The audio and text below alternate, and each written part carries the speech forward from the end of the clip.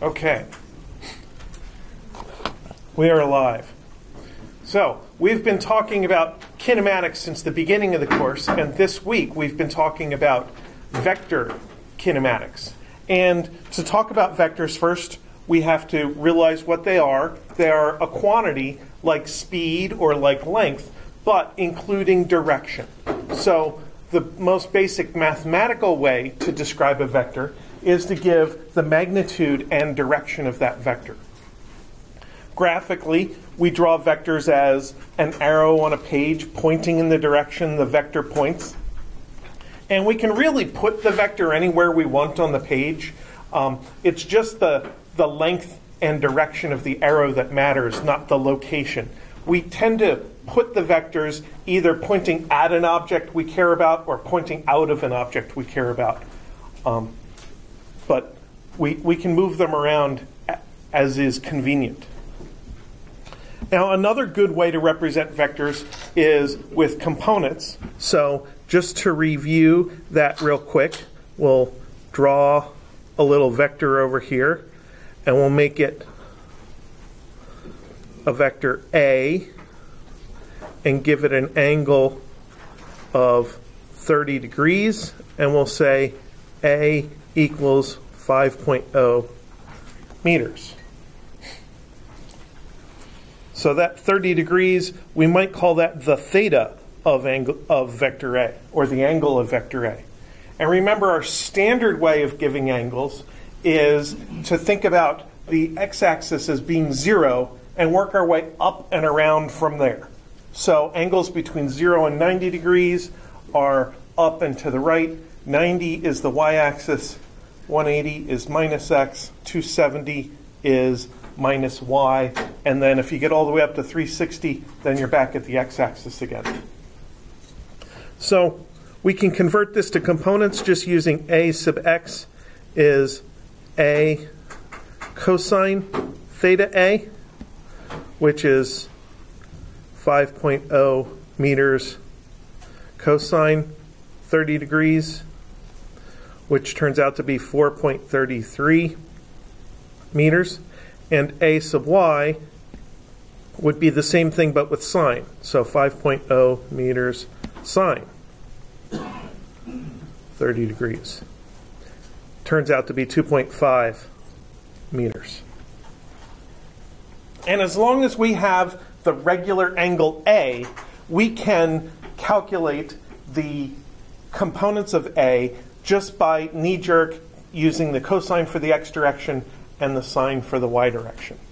And that's because this angle is measured from the x-axis. So the x-axis counts as the adjacent side, and the cosine is adjacent over hypotenuse in SOHCAHTOA. Now if we had a vector b, maybe we had a vector b up here, we could still give a theta b measured from the x-axis.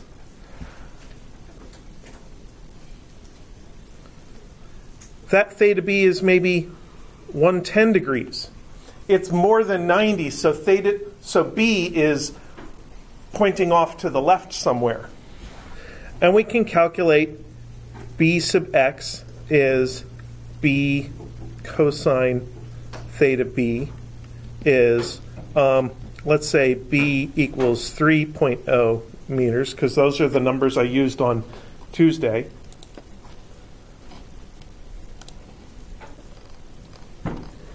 So that's 3.0 meters cosine 110 degrees. Comes out to be, I think it's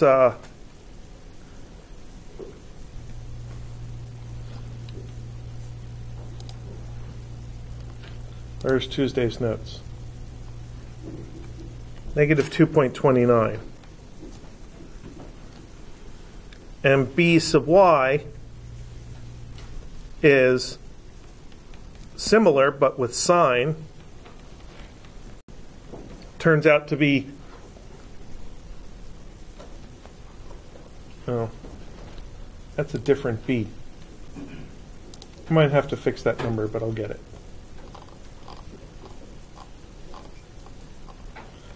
Okay. b sub y is 2.82. This one's wrong. The formula is right, but the number is negative 1.03. And the trig functions, the regular trig functions, take an angle and they kind of eat the units of the angle so the degrees disappear. And whatever's in front of the trig function is multiplied, so we keep those units. So this inherits the units of the 3 meters, which was part of the magnitude. So then the other thing we did was we subtracted b minus a. And graphically, that is an arrow that goes across the diagram from a to b. And you could analytically say delta r a to b is equal to b minus a.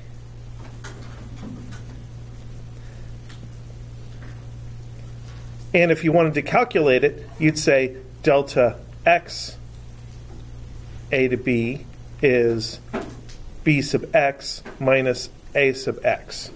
So to get the x component of the displacement, we subtract the x components of the vectors. And that is absolutely the best way of achieving any vector math that involves addition or subtraction.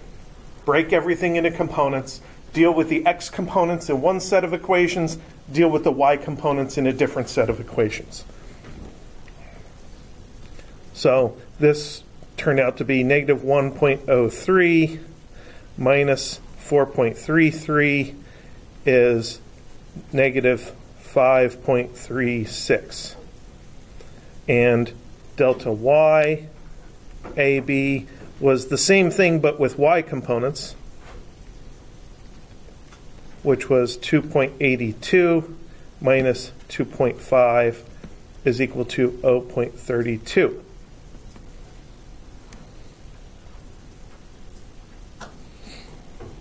Now we also talked about vector multiplication, but not multiplying vectors times vectors. We can only multiply vectors times numbers. And the entire purpose of all of this is so that we can look at our basic equations. So here's our equation sheet. And I just want to grab the fundamental boxed equations of kinematics here and drop them into the notes, because each one of these equations initially is just talking about x components.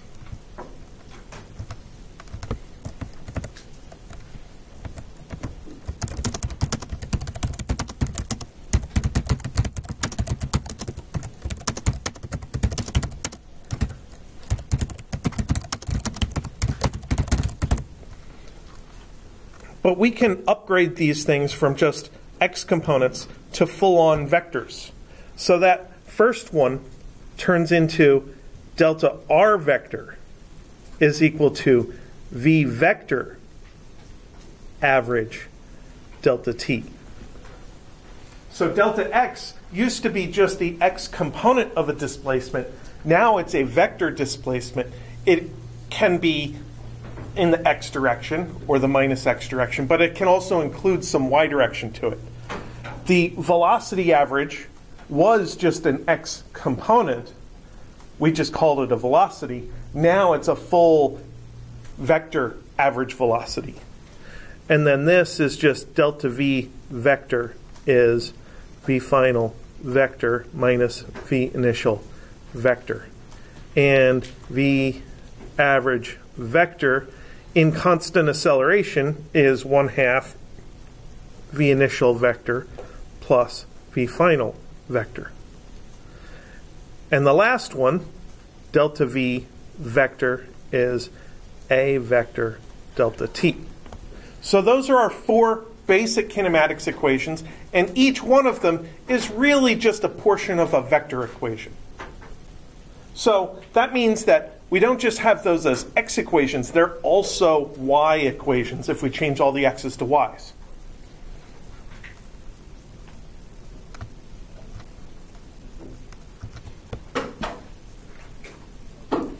So that gives us the idea of 2D acceleration. Notice that the acceleration is still what creates the change in velocity. The acceleration times the amount of time gives you your change in velocity. And I wanted to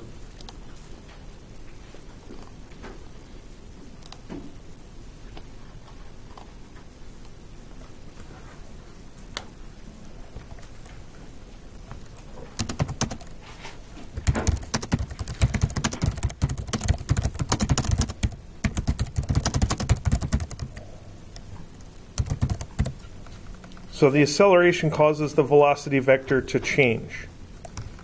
Now, as an example of acceleration,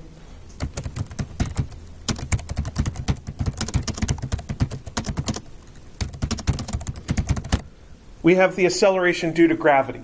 In free fall, we talked about the acceleration due to gravity being the same for all objects, and it's always down, it's always equal to 9.8 meters per second squared. So we could declare that the acceleration is equal to g, and then give the direction as a word. So this is a magnitude and direction description of the acceleration. I could also give the direction as minus 90 degrees, because that is the down direction. Or I could give the direction as 270 degrees, all the way around from the x-axis. And if I convert that to components, I get a sub x is equal to 0, and a sub y is equal to minus g.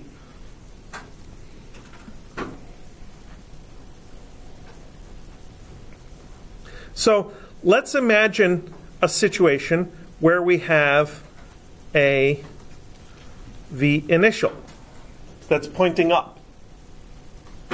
So then what does the velocity do from there? Well, the velocity is supposed to change in the direction of the acceleration.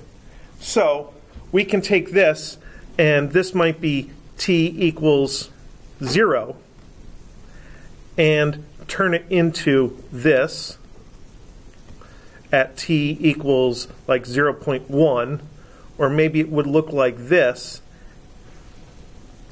at t equals 0.2, or maybe it'd be v equals 0 at t equals 0.3. And as I keep going into the future, then this would turn into a downward velocity at t equals 0.4, and I'll just do one more. A fast downward velocity at t equals 0.5. So at each moment, the tip of the arrow moves downwards a little bit, and the back of the arrow, the anchor of the vector, stays in the same spot. And I'm just drawing them side by side so they're not all on top of each other. But really, the tip of the arrow is just moving downwards. And it's going to keep moving downwards until this object hits the ground or something.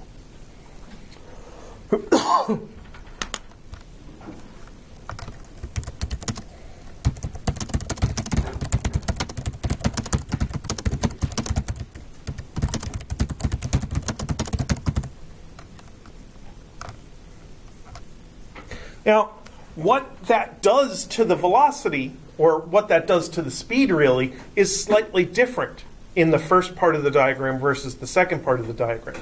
Because at first, this downward shrinking of the arrow causes your object to go slower.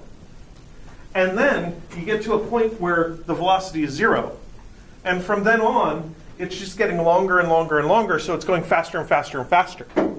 So at first, you throw something up in the air and it's going pretty quick. It gets to the top and it's going slow, and then it starts coming back down again, and by the time it gets back to you, it's going fast again. That's what this is depicting. So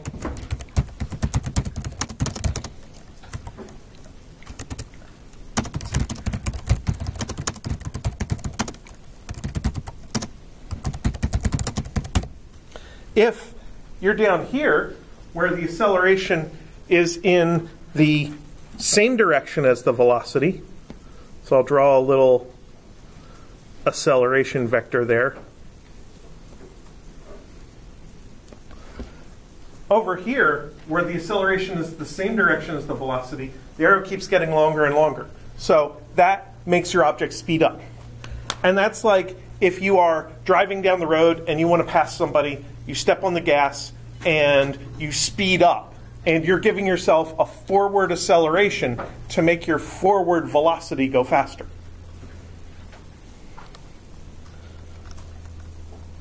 And that's one of those little intuitions about the relationship between velocity and acceleration that I absolutely need you to have. So I will have some question or two on the test which is intended to make you think about the difference between velocity and acceleration. And then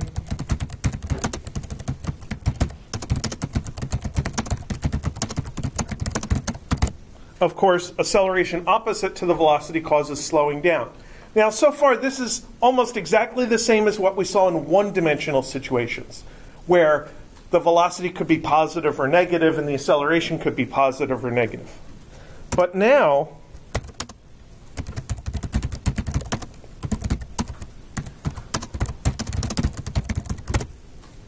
we have another option for a direction of acceleration. We could have sideways acceleration. Before, we could only have plus and minus. Now, we can have an object that has initial velocity that way, sideways. And we're still going to have acceleration pointing down. So, to figure out what happens, we should do the same thing. We should imagine taking the tip of that arrow and drag it in the direction of the acceleration. So we have this rightward pointing arrow, and we're just going to grab the tip of the arrow and push it down a little. That makes the velocity change direction. It makes the object actually bend in its path. So then the new velocity would be slightly downward.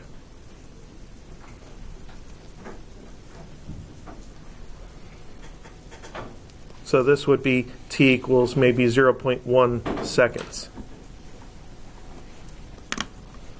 So acceleration sideways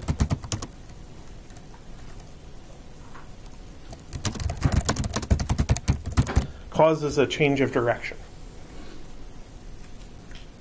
Now eventually we're going to study that and be able to deal with it analytically. I don't want to deal with it analytically right now.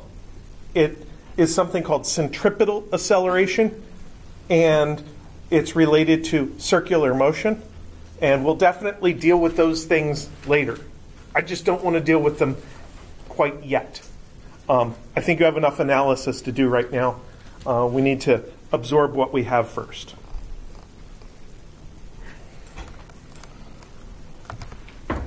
So,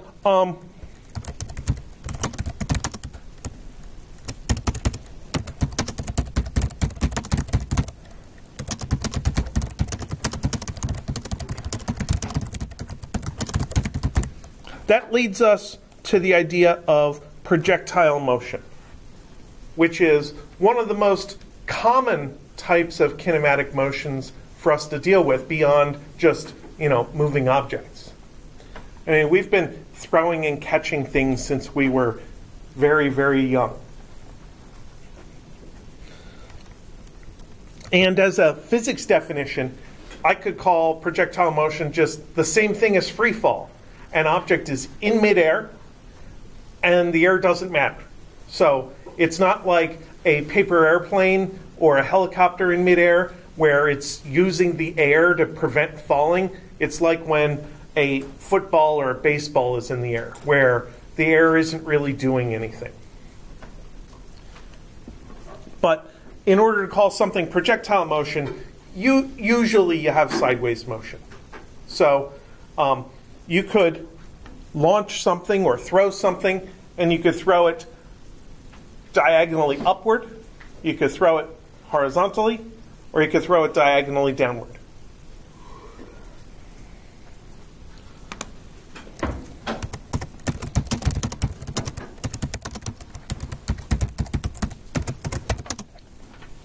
Now I want to real quick think about the very top of a trajectory. So imagine throwing something diagonally. Let's put a little drawing of a trajectory here.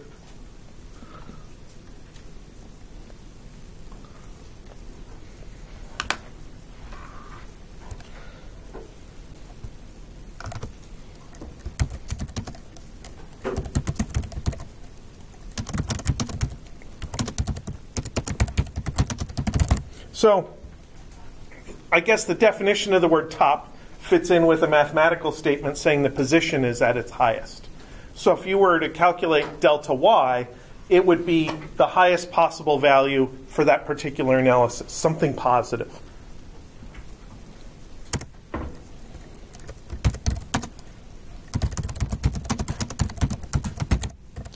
And the velocity is minimized. And when you talk about a vector being bigger or smaller than another vector, you're always talking about the magnitude. So saying the velocity is minimized, I mean the velocity is as slow as it's going to be.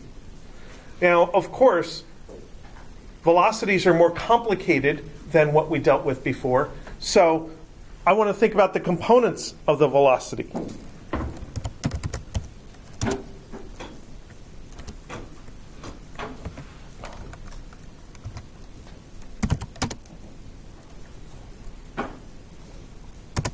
So v sub x and v sub y do something in particular. Now v sub y, the y component of velocity, does exactly what we were thinking about before. Object goes up, gets to the top, has 0 y velocity, then it comes back down again. But think about this. When I said that A is equal to G down, I also said that means A sub x is equal to 0. And delta V sub x is A sub x delta t. So with no acceleration in the x direction, the velocity has no delta. You can still have x velocity, it just never changes. So I would say that v sub x is constant.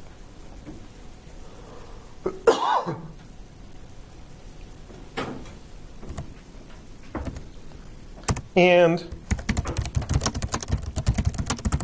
what would you say about the direction of the velocity at the very top of the motion? So you have this object here. Is there a simple way to describe that? How about the word horizontal? The velocity is purely horizontal. So the actual velocity doesn't go to 0 at the top of the motion. Imagine what would happen if the velocity actually did go to 0 at the top of the motion. You'd throw something, it'd go through the air, it'd get to the top, and then stop, and then fall straight down from there. And that would seem pretty weird. So try not to make the math do that really weird thing that you know doesn't happen in real life. Make sure that your math keeps the x velocity constant throughout the entire motion until it hits something. When it hits something, then you can change the x velocity. But while it's in midair, that x velocity has to stay constant. Now that's two of our most important quantities, position and velocity. Then there's acceleration.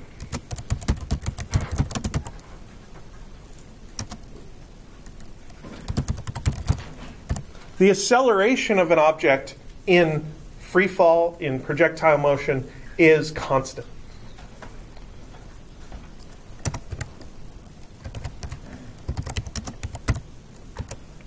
The x component is always 0. The y component is always negative 9.8.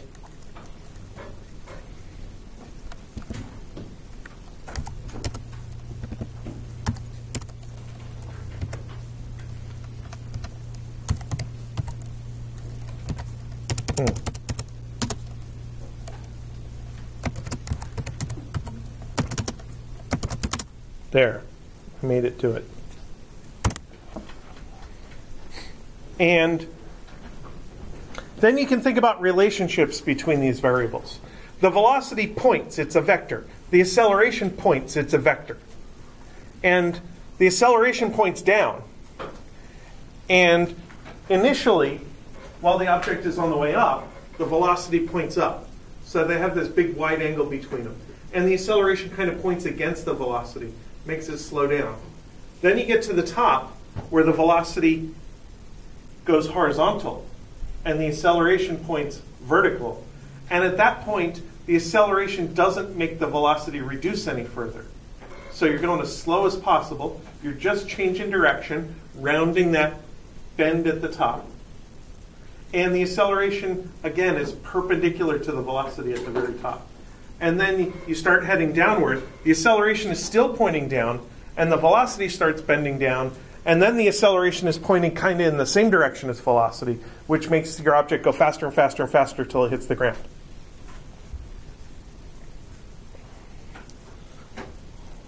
So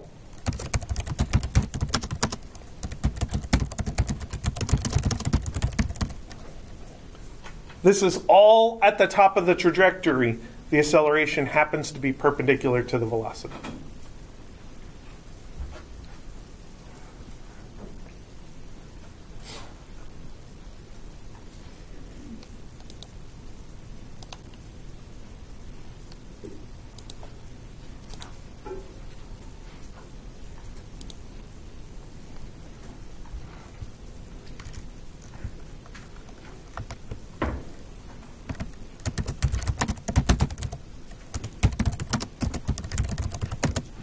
Now we did have a couple of other kinematics equations, and I want to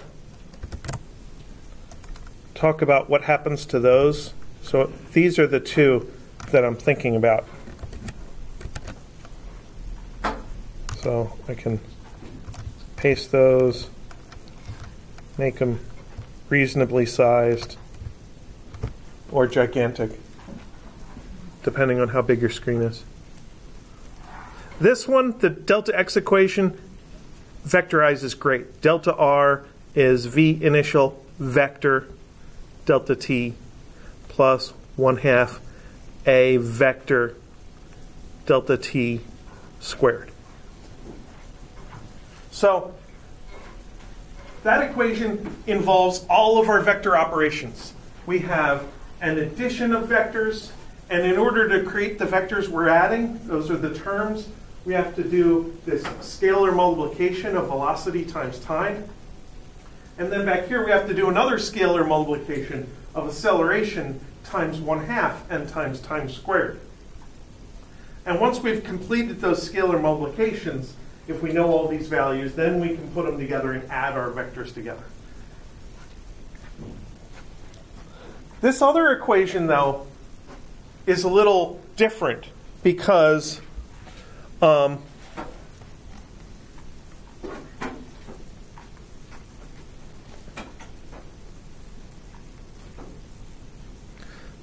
those are two vector components.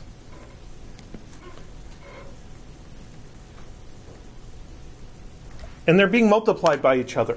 And if I wanted to kind of just upgrade that to a vector equation, it'd be pretty tough because I don't really have a way of multiplying two vectors by each other right now. So I'm going to have to hold off on that one. This will end up turning into our work kinetic energy equation after exam 2. So in about 6 or 7 weeks, 7 weeks, we'll go over a version of that equation that works for velocity vectors and acceleration vector and displacement vector. But for now, we're just going to have to leave that one go and just say that that is a pure x equation. and it's separate from the pure y equation, which is separate from the pure z equation if you also had the z direction.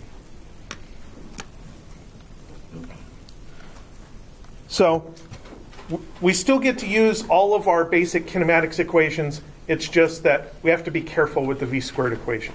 It's not quite vectorized. So let's actually do some numerical examples.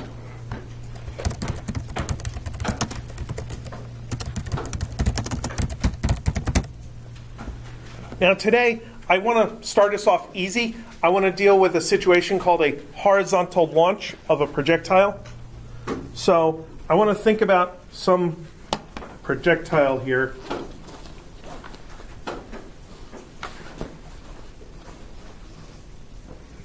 I guess I'll use some of my keys. And I'm going to achieve a horizontal launch by sliding them off the desk. So get my tablet out of the way here. I'm going to slide that across the desk. Now, from the moment they left the desk until the moment they hit the floor, which is where my foot is, they were in projectile motion. They were flying freely through the air. And I can look at the desk, and because I've been doing this for so long, I can almost see an imaginary ruler up against the desk. And that desk is 1.1 meters tall. And then there's a length along the floor. My foot is 2.0 meters from the desk, horizontally along the floor. Do you agree with those numbers? I mean, it doesn't really matter what the numbers are. We just have to put something down. So let's draw my physics drawing of this. I always draw it going from left to right.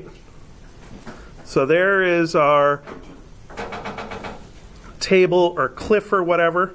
And here's our object at the top with its V initial. Note that when I did this, the keys were already sliding along the desk for a little while, but you could just as easily put a launcher on the edge of the desk and go and send it out horizontally.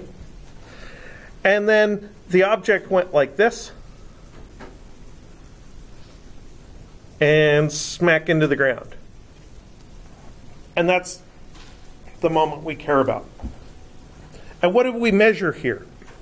We measured this horizontal distance, which was 2.0 meters. And we measured this vertical distance, h is 1.1 meters.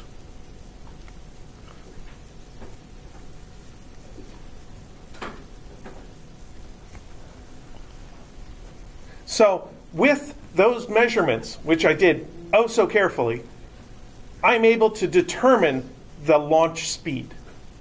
And I did not have any timing equipment whatsoever. But I can still determine the launch speed. So I can link distance measurements with a speed measurement. And here's how that works. We have a sub x is equal to 0, the acceleration in the x direction, which means that v sub x is constant and delta x is v sub x delta t. So that's kind of like the displacement equation, the 1/2 at squared equation, but without the 1/2 at squared because a is 0. So this is my distance is equal to v initial delta t. V initial is pointing at a 0-degree angle. All of its magnitude is stretched out in the x direction. The coordinates of that tip of the arrow would be whatever value it is as an x coordinate, comma 0, because there's no height of the tip of this arrow as compared to the base of the arrow. So that x velocity and that initial velocity are the exact same thing. And then in the y direction, I know a sub y is equal to minus g. VIY is equal to 0. Same argument I was just making. The initial velocity points horizontally, so the tip of the arrow and the base of the arrow are at the same height. There's no, it's not indicating any vertical, any height to that vector. So delta y is equal to 1/2 a sub y delta t squared. And that's the exact same equation we used for dropping something from rest. And we talked about how the delta y is minus h, and we cancel the minus.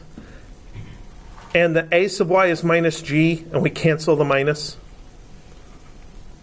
And then the t squared. So here's how this solution works. We take this equation, multiply both sides by 2, divide both sides by g, and take the square root. That gives us delta t, not squared. So 2 times 1.1 over 9.8 with a square root is equal to a number that I don't know yet.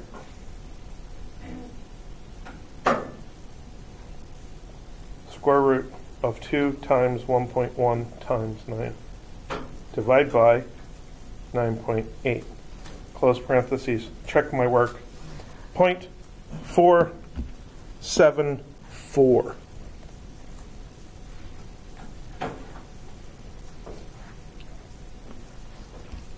And then this equation turns into V initial is equal to d over delta t, which is 2.0 meters over 0.474 seconds. So 2 divided by answer equals 4.22 meters per second. And that gives me the velocity of my particular launch of my keys across the room without needing a stopwatch. So where did my time come from? Where did seconds come from in all of this? Because I can't just put seconds there. They have to be part of the math. Which quantity had some seconds built into it somehow?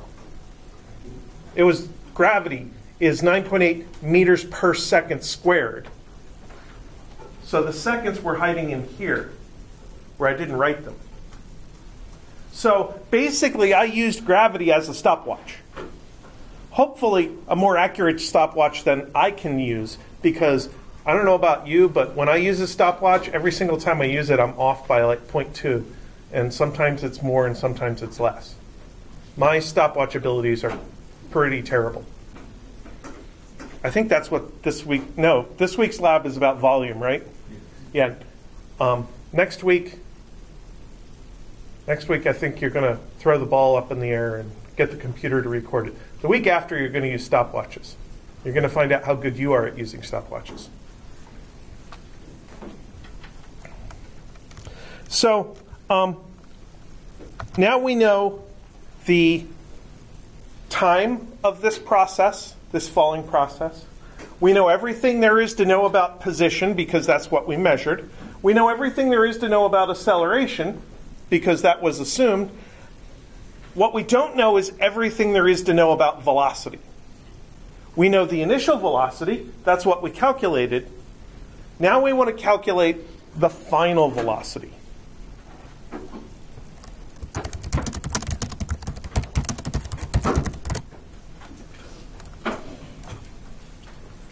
The impact velocity. Let's do the easy part first. Vx is constant, is 4.22 meters per second. The x component of the velocity doesn't change throughout the entire thing, so I can just say what it is. It's the y component that's a little weird. how are we going to find the y component of velocity? We have a lot of choices in equations.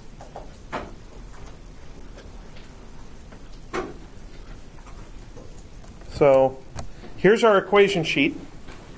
So imagine that the x's are all y's, and I suppose we could use the average velocity idea because we know the y displacement, we know the time, so we could divide them. So let's try that.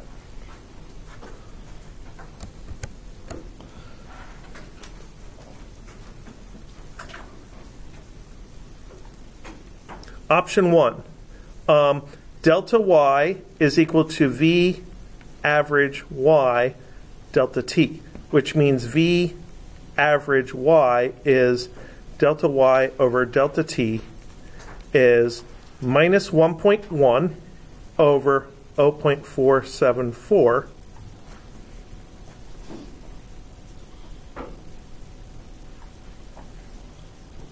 which is negative 2.32.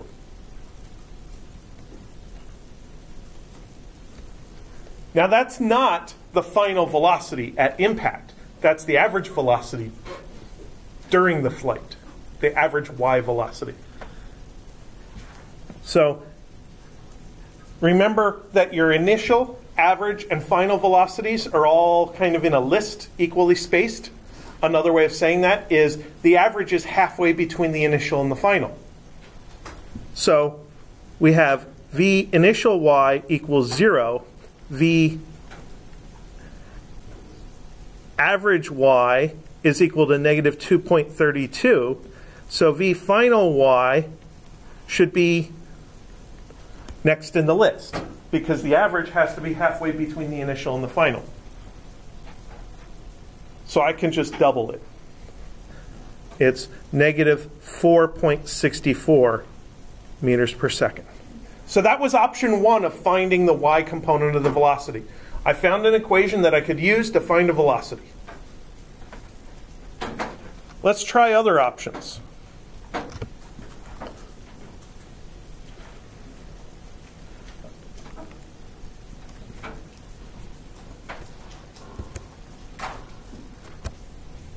The delta v equations. Velocity change is related to acceleration. Let's try that. So we have delta vy is equal to ay delta t, which is negative 9.8 times 0.474. 9.8 times 0.474 is 4.65, negative 4.65 meters per second. Same answer. It's off by 1 in the last digit because of round-off error, because I rounded off some of my numbers here and there in the process. But it's basically the same answer. And that one's easier, because that's basically going straight from here to there and saying v final is equal to delta v. If v initial is 0, then v final and delta v are the exact same thing. That's in this equation. If v initial is equal to 0, then delta v and v final are the same thing. Well, that was interesting. There's actually another way to find the final velocity, because we have that v squared equation off at the end. And even though it's not a vector equation, you can change the x's to y's as a separate equation. So let's run this as a pure y component equation.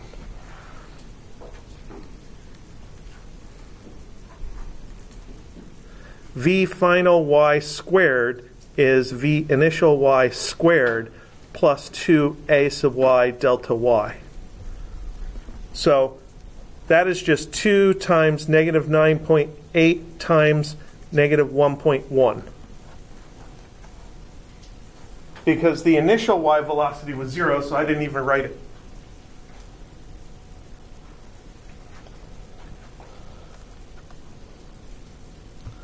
So then V final y is negative square root of 2 times 9.8 times 1.1. Why would you need negative square root? Where does negative come from in front of that?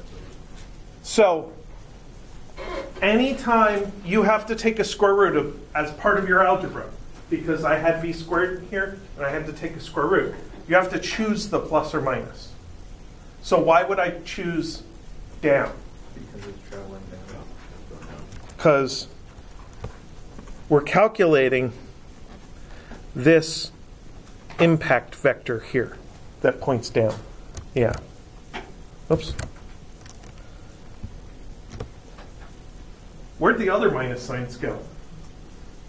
They just cancel each other. Yeah. So then the square root of 2 times 9.8 times 1.1 is equal to 4.64. Negative 4.64. And it's actually like 0.4643. So round off error could make this go to 4.64, or round off error in this extra digit at the end could get it above a 5, and it could round up to 4.65 like up there, which is what happened there. So there were 3 different options on how to find that y velocity, depending on which of our kinematics equations you like better. And it really is a personal choice. You are not forced to use one particular kinematics equation or another. I'd like you to be flexible enough to use any of them when they are applicable, when they work well. But they're all options. So now, let's summarize this. Here's our V final graph. And the x component